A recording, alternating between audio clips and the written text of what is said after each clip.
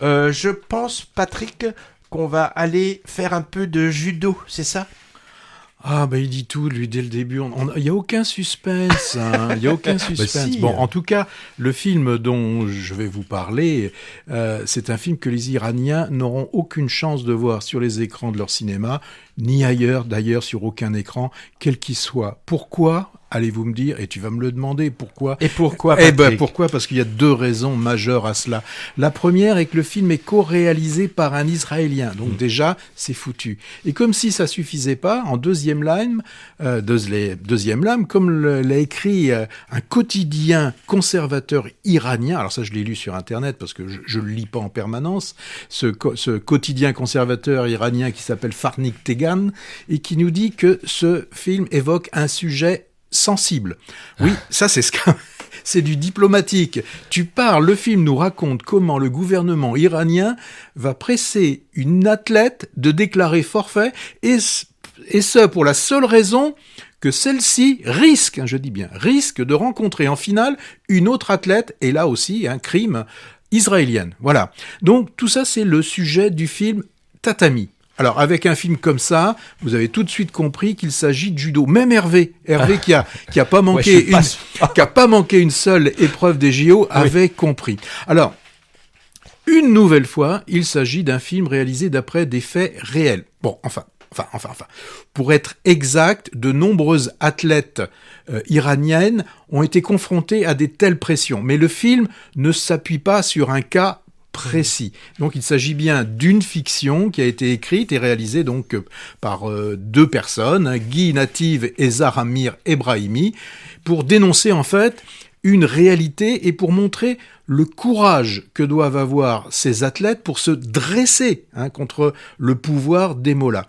Donc pendant tout le film, on va suivre une judokate iranienne, Leila, et son entraîneuse Mariam, durant toutes les épreuves d'un championnat du monde de judo, avec l'intention, alors on nous parle de médaille d'or, mais là ça peut pas être une médaille d'or puisqu'il s'agit de championnat du monde, donc elle reviendrait avec, elle serait championne du monde. Mais donc, présageant que la finale puisse s'opposer à une athlète israélienne, les officiels de la République islamique vont imposer à ce que Leila simule une blessure et de fait déclare forfait. Donc dès ce moment, va se poser la question de braver le diktat imposé donc par cette République islamique, donc avec toutes les conséquences que cela peut impliquer. Alors les conséquences, forcément, c'est pression physique sur les membres de toute la famille qui, elle, est restée au pays. Donc c'est un mécanisme habituel, c'est-à-dire un athlète peut aller à l'étranger, mais on garde quelque part en otage les membres de la famille. Donc les réalisateurs, je redis leur nom, Guy Native et Zahrami Ebrahimi, vont nous faire suivre toutes les interrogations de la judokate.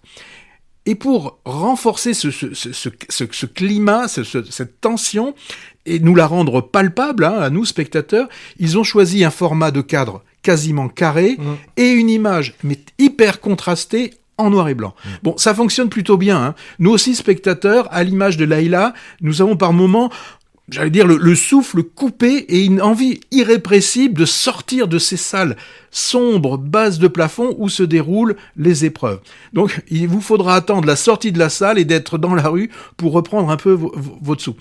Un film de combat à double titre, le combat véritable en tant que judokate, et ce combat, elle, seule, je dis bien seule, contre tous, et n'ayant en fait que pour allier les membres de sa famille.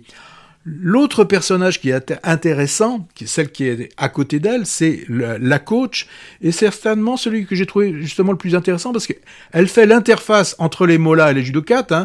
C'est elle qui est sur la corde raide, c'est elle qui en prend plein la figure, et elle, on apprend dans le film qu'elle a eu dans son passé des événements qui semblent, je dirais pas plus non plus, de ceux qui se passent à nouveau. Que doit-elle faire, elle ? Obéir, résister au péril de sa vie. Donc, c'est un film qui va nous montrer ce combat et bien évidemment qui nous alerte donc sur ce qui peut se passer. Mais c'est également un thriller.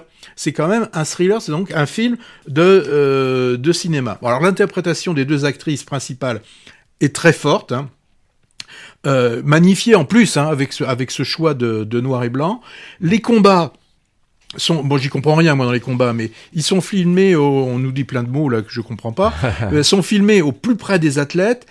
Quand on les sent tomber, on a cette impression en même temps avec le son que l'on tombe en même temps qu'elle.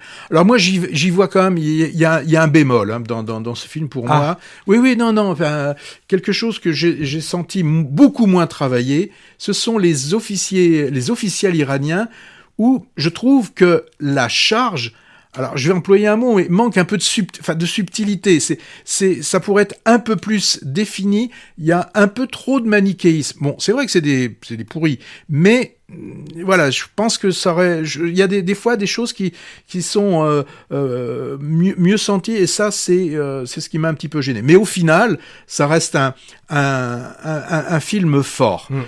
Et si vous êtes dans une salle et que vous voyez le film-annonce, évitez de le regarder. Je trouve que le film-annonce en dit un petit peu trop. Voilà, c'était, je viens de parler de Tatemi. Ouais, thriller politico-sportif, vraiment sous tension, avec ces deux suspens entremêlés, celui diplomatique, avec le sort de cette judoka, de sa famille, de son coach, menacé par le pouvoir iranien. Et puis le suspense aussi de l'issue de la compétition. Hein. Alors comme toi, je suis pas très judo, d'ailleurs ça m'intéresse pas vraiment, mais je trouve que la manière dont les combats sont filmés est vraiment impressionnante. Je sais pas pourquoi, j'ai pensé au combat de boxe dans Raging Bull de Scorsese. Qui était en noir et blanc lui aussi. Oui. Et je suis pas boxe non plus, hein. Et c'est sans doute à côté de ce superbe noir et blanc, et aussi les cadrages souvent très serrés sur les visages en souffrance. Hein. Alors les deux actrices sont en effet formidables. Hein. Moi je connaissais celle qui joue l'entraîneuse, hein, la franco-iranienne Zahra. Elle est prise d'interprétation à Cannes en 2022 pour son rôle dans Les Nuits de Massad. Ah oui. Moi j'ai vu ça. Il racontait une histoire glauque de tueurs en série, de prostituées à Téhéran. Donc voilà, vraiment angoissant comme film et très très bien fait.